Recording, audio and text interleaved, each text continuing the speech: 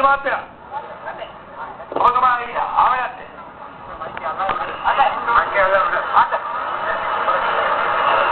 ඒ වුණාට සංවිධායකවරේ එනකොට ඔබතුමා ඉන්න පුරුදු වෙන්නේ ඊට පස්සේ ඕනේ.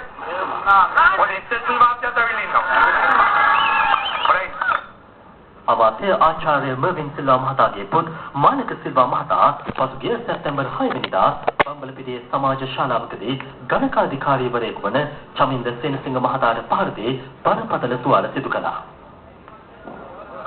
කැලණිය රජමහා විහාරයේ පැවති උත්සවයක් ආවරණය කිරීමට ගිය නිවුස් ෆස්ට් ප්‍රාදේශීය මාධ්‍යවේදියාට අමාත්‍ය මර්වින් සිල්වා මහතා තර්ජනය කළේ පසුගිය සැප්තැම්බර් 14 වෙනිදායි.